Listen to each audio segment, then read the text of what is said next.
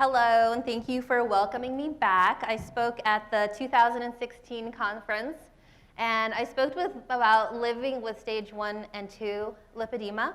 So that video is on the FDRS YouTube page. So I'm not going to go too far back in my Wayback Time machine, so you can see me from the very, very beginning there.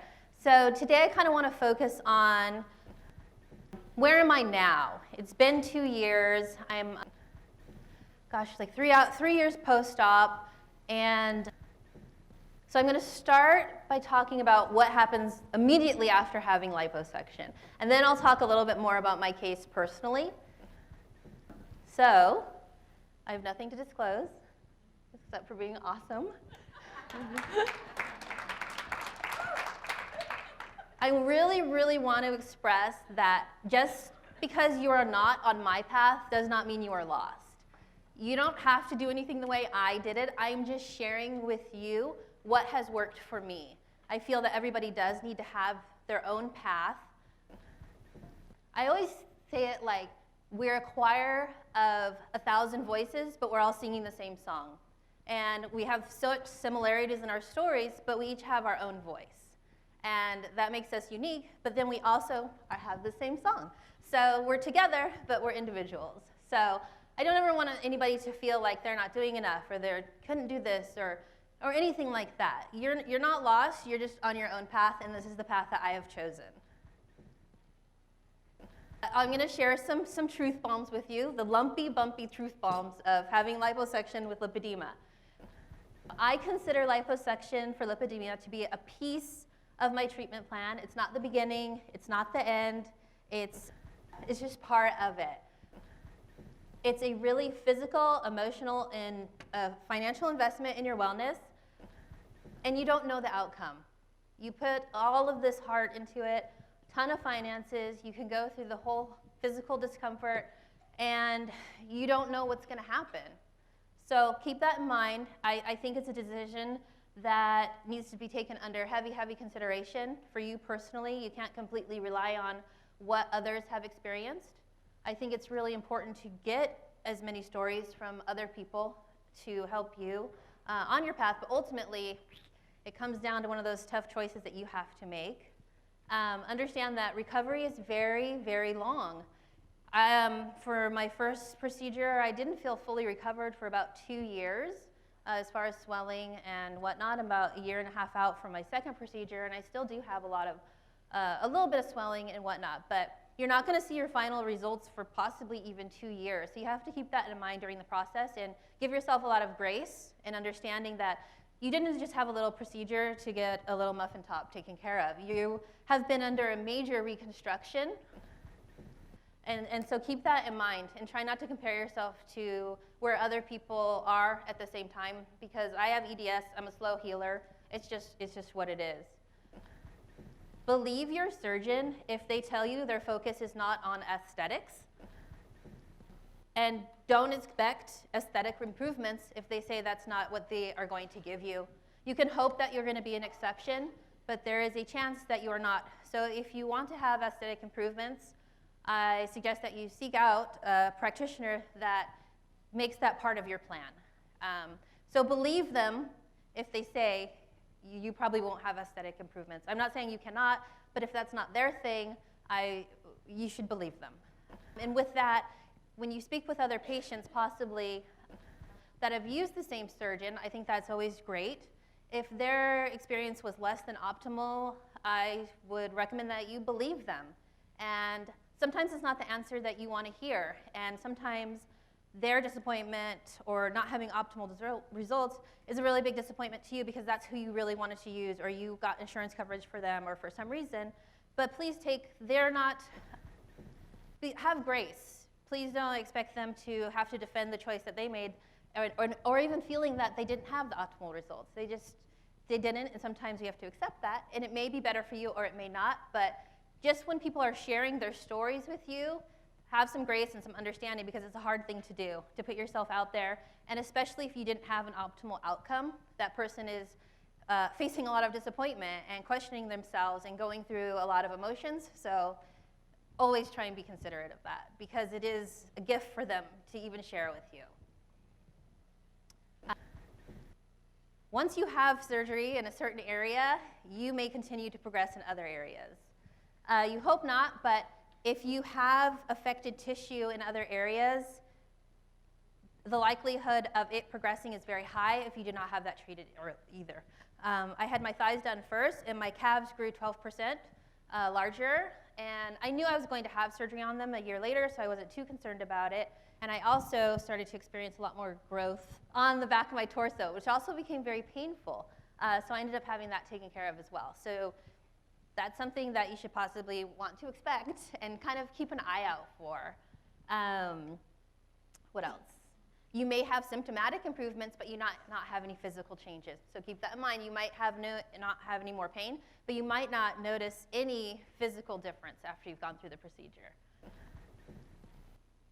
And then you may have no symptomatic improvements, and you may not have any physical changes. It really is an unknown. Loose skin is loose. If they say you're probably going to have loose skin, you're going to have some loose skin. I have EDS, so I have loose skin. People say, is it going to make my cellulite go away? Possibly. It's probably going to look a little bit worse. When you let the air out of a balloon, the balloon's never quite the same. So if it's really full, I know there are some things they can do now. I'll let the surgeons talk about that, but sometimes genetically, other conditions you have, you're just going to have loose skin. So Barbie is probably not going to be making an appearance. Also, your surgeon can only work with what your mama gave you. You are who you are, you're going in the way you are, and you're going to come out a slightly different version of who you are, but they just got to work with what they got. One's personal journey with lipedema will never end, but it will evolve. Even though I've been through all of this, and like I say, I've come out on the other side, I still have lipedema. That's the bottom line. So you've decided to have liposuction, and now what? So I suggest that you strive for optimal health to help ensure a positive outcome. And that's whatever it means to you. I'm not saying you need to go work out, you need to do this, you need to do that. You just need to get yourself in a really positive place and figure out what that is. Reduce as much inflammation as possible, reduce as much fluid as possible, reduce as much swelling as possible. You want them to be able to really target getting the diseased tissue out and not having to just deal with a whole bunch of fluid and swelling and all that if possible. And it's just the best that you can do. Reduce, reduce, reduce. Mentally prepare for the unknown hormonal shifts and feeling a bit out of sorts. This could be a little surprising. I'll talk about that in a minute. And get comfortable with compression, because you're going to be in it for a long time. You could be in it for 24 hours a day, for very, very many days. And if you've never worn it before, it could be a little frustrating in your mental state. So try and get comfortable with that. Oh, over there. For me, optimal wellness meant mastering the conservative treatments.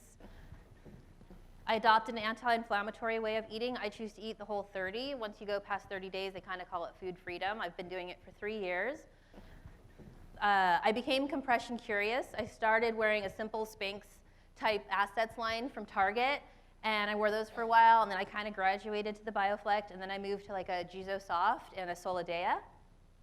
I began doing the MLD, Flexi Touch, vibration plate, and dry brushing. Slowly started introducing supplements, and lastly I began pool time, moderate weightlifting, and rebounding to prepare. This is kind of what it looks like. I was really apprehensive about starting Whole30. I didn't know what to do. So this is my first time ever going to the grocery store. You have your little list, and then boom, this is what it looks like feeding 4 people, eating like a Whole30. It's all whole foods, nothing processed. And so that was something. I've never looked back, and it becomes really easy and it becomes natural. This is how my little my compression progression. And you can see I was getting a reduction from just doing the MLD and the compressions and all of that. The first step to getting somewhere is to decide that you're not going to stay where you are anymore. So once you make that decision and you decide to go for it, you just go. So you decided, you have the liposuction, and now what? Well, you're going to be spending a little time on Hazmat Island. For all those you don't know, you're going to be leaking, you're going to be soggy. This is my hotel. I brought my own black sheets, black pillowcases, a blanket from home, covered everything in the underpads. Make sure you got a little trail to the bathroom, because when you stand up, you're going to be leaking. For a while, you might be wrapped up in underpads. I choose to use the vet tape. It's really stretchy, and it sticks to itself. That's why that's the little animal print there. And then you're going to be wearing your compression for a while. So that's just how it is. You may experience some of the following: leaking, swelling, bruising, lightheadedness, stiffness and tightness, nerve pain, pain, numbness, interrupted sleep, which is the worst because you get really stiff and you wake up every couple hours. You might have a little anxiety wearing your compression 24 hours a day, and trouble regulating your temperature. You get hot, you get cold, there's some shifting there. You may also have some feelings. This is very unexpected. I'm a very even-keeled, not super emotional, generally pleasant, happy person, if you haven't noticed. And afterwards, you may fluctuate from wahoo to what have I done? I'm tired, I'm tired, I'm tired of feeling tired. I'm sad, I'm soggy. And then shower hour. It takes an hour to take a shower. Why? We don't know. It's a time warp. You go in there, an hour later, you come out, and that's just how it becomes. You have to take your compression off, you get a little woozy, and then everything goes into slow motion. Anybody who's been through it knows this feeling. You can say, you finally, and then sometimes you're feeling kind of whiny, and you're feeling kind of down, but you elected to do this. That was kind of my feeling. I elected to do this, and now I have to own it, and I can't complain, and I can't whine, and I just have to get through it because I chose to do this. I say just whine if you need to. Call the ambulance. And then you get to the point you just can't do MLD right now, and you just want to relax. Fiery rage about arm compression. I have to say that's the most uncomfortable part of the procedure. You could wear arm compression every day, but there's something about it once you have liposuction. I don't know why. It rubs the elbow, inner elbow. If you go through it, you'll understand that feeling. You'll want to know when you're going to feel better, and then you'll be so excited because you feel better, and then it's just kidding, you don't really feel better. And then you're back to, what have I done? This can all be happening in a matter of hours. And then, it's yay, this is the best thing I've ever done. And then 2 weeks later, your legs are swollen and hard as rocks again. And then wash, rinse, repeat. So these are just some little truths that just kind of happen along the way that you might want to mentally prepare for. You may also feel lighter feeling legs, arms, whatever you had it treated immediately. You may have immediate symptomatic pain relief. You may have immediate improvements in your gait, less bulk. You may want to run, climb stairs, and dance. Please proceed with caution. An overwhelming feeling of relief that you made it. And those are the best. It just makes it all so worth it. Expect the unexpected. The healing process is not linear. You can be totally swelling one day and then down and then up and then down and think you've come over that hump and then you go back up. So just give it time. It's going to ebb and it flows. You can be numb for 12 months. I had some numb spots for a very, very long time. You might not feel like yourself for a while. You might just feel a little bit off, and that's completely okay. You will get back to how you were. You can look at, and you'll have to decide who is the new you. You've been through this, you've had this great experience, you feel better, and you kind of have to get to know yourself again. And that's the really interesting part that I've been through. There's a really mental healing to this as well as physical. But the clouds will part, the sun will shine on you again, and you'll have an opportunity to greet wellness. And that is a tremendous feeling. Be patient, because you will feel better. Your post-swelling will subside, your bruises will fade, the tightness and the stiffness will go away, and you will feel like yourself again. You'll get to know the new you, and that's an exciting time. And you'll want to test your body to see what it can do. You'll say, oh, I took my kids to Disneyland, and I didn't have any fatigue. I felt so great. And those are the moments that are amazing. And you will still have lipedema, and you'll have to decide how you want to change or to manage your life, because you're not, right now, you've been through all of this, and you want to do what you can to protect your investment that you've made physically, emotionally, and financially.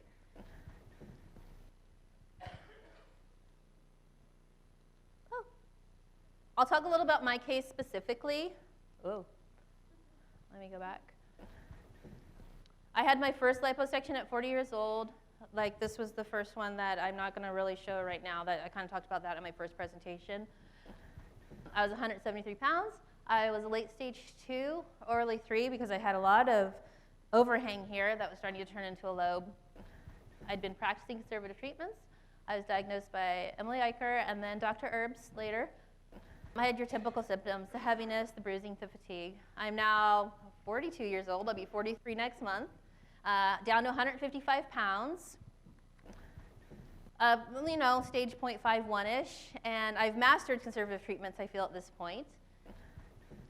So I had my first surgery in 2015, my second in 2016. And I am basically symptom-free now. I do consider to continue to practice all conservative treatments all the time, pedal to the metal. I don't stop. And I think that has helped. Here's my second surgery. So I had my back done, like I talked about. And I had a lot of pain in my back. There wasn't a whole lot of bulk there, but probably a little more than would be typically for someone my size. Most people with probably the waist like that doesn't have that little fat hanging there on the sides. And then I had a lot of bulk on the back of my calves. So that was really a lot. And I feel really good having that taken care of. My surgeon was Dr. Jason Emmer in Beverly Hills. I was a self-pay. I didn't seek cash or insurance reimbursement or anything, and I was fine with that. His techniques, he used the paw-the-wall Vaser and a little bit of laser on the front of my calves because they were so incredibly fibrotic. I had local anesthesia with my first procedure, and the second procedure 12 months later, I had a general because the sensitivity of the area, I don't think I would have been able to endure it with the local. The recovery was very different with both, the local versus the general. And total, for my whole body, I had about 8 liters removed. And yes, I have loose skin. That's another big question I get. My ongoing treatments, right now I'm really focused on deep tissue massage, the Tuina. I go twice a week for 30 to 40 minutes because it's extremely painful and that's all I can handle. I'm really serious about my anti-inflammatory eating. I think that's one of the best things I can do for myself. Vascular health I work on. I do my vibration plate. I've really got my supplements figured out. And I wear compression as needed if I'm traveling, if I'm doing fitness. If I know I'm going to be on my feet for a long time, then I will wear a compression. But I don't wear it always daily like I used to. So this you can see kind of where I started, one of my heaviest, about 208 pounds. And if you have lipedema, in the first picture, you know what this feeling is. Do you see how my arms, it just looks heavy.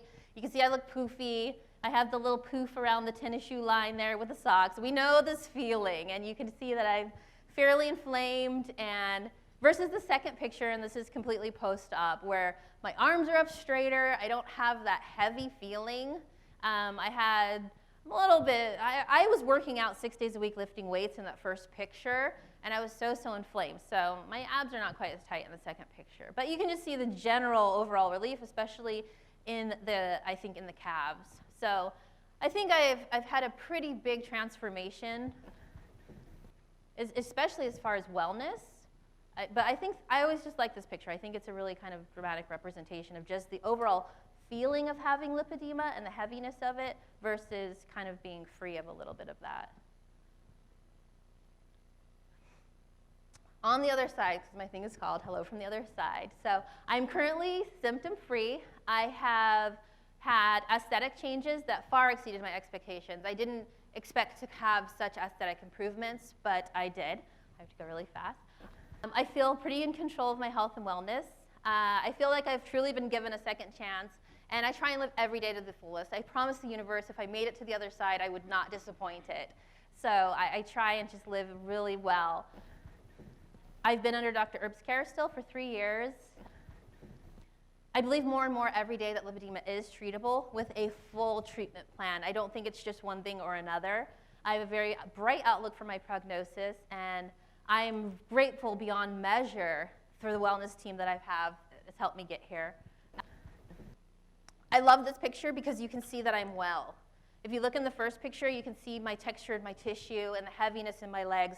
So I kind of recreated this in my dimly lit hallway with my little dog, but it's a little yellow glow. But you can just see the tissue, and my legs are so much healthier. It's just, it's wellness. I just feel so well. And I think this picture really just shows the progress and the difference.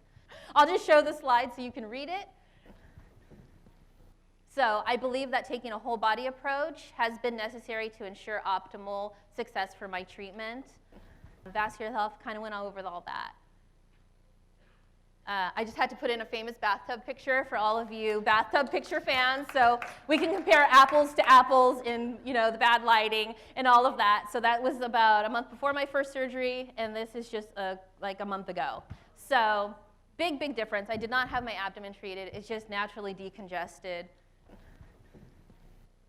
So ongoing challenges I just want to talk about really quick post-liposuction are that sometimes I feel I have traded the physical heaviness for a bit of a mental burden, because now I have to be so conscious of everything. I have a little bit of fear of progression, and I'm always checking, and I'm always worried, and I'm worried if I eat something, and I feel like sometimes I'm doing my treatments out of fear, and I don't feel that fear equals wellness. So part of my challenge to myself is to always act from a place of positive intentions, and I think that is going to equal wellness, instead of reacting out of fear. Also, no pain can equal gain. Food doesn't hurt you as much anymore. When I had a lot of symptomatic issues, anything I eat I could feel it was off plan would cause immediate inflammation. Now it doesn't, so you have to have a conscious mindfulness of what you're eating, because you will start putting on the lbs. We still have a tendency to gain weight, even though we've been through all of these treatments. We still have to be very, very careful. I think that's basically what I say. I just wanted to show you all my loose skin. I am full disclosure. I've had Vaser, but I have EDS, so I still have loose skin, especially here in the pockets, So I just always want to be super, super honest. I've learned how to wear it pretty well, but it is definitely there. So this is kind of a big, put it out there moment of just really wanting to be honest that even though you go through all this, there is a lumpy, bumpy truth. And I'm pretty optimal with my health, but it's just my genetics, it's my age. Like I said, I'm going to be 43 next month. I've been through a lot. My body's been completely reconstructed and back again, and so that's where it is. So life on the other side for me is wearing my mini skirts, and I get to wear my lace tights, and all of that brings me so much joy. I know it can sound petty or whatever, but for me, I love to express myself through what I'm wearing, and I'm just so happy I can do that again. So I just live my life to the fullest.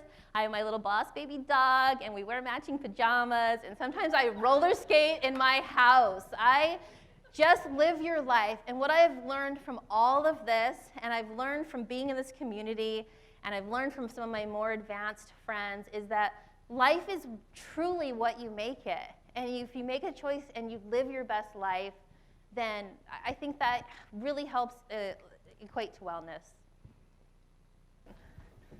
One last swing. I think this is the last one. So my life on this side has been honoring the second chance I've been given, recognizing the opportunities I have to learn and to continue to grow. I've dedicated myself to helping other people discover their own power to begin their healing process. And that's been my favorite part of this, is learning how to give to truly live. My process has shown me that mentally and physical healing with time can be achieved. And my hope for the future for this community is that we also really begin to address some of, not just the physical aspects of having lipedema, but the gravity our mental well-being contributes to achieving health. There's a huge mental health, I think, aspect to this, and I really think it can help with wellness. So I would love for us to talk about that a lot more, besides just the physical nature of this, because I think it really goes hand in hand with our mental well-being. So I think that's it. That's it. You can always email me if you have questions. Find me on the Instagram. Thank you.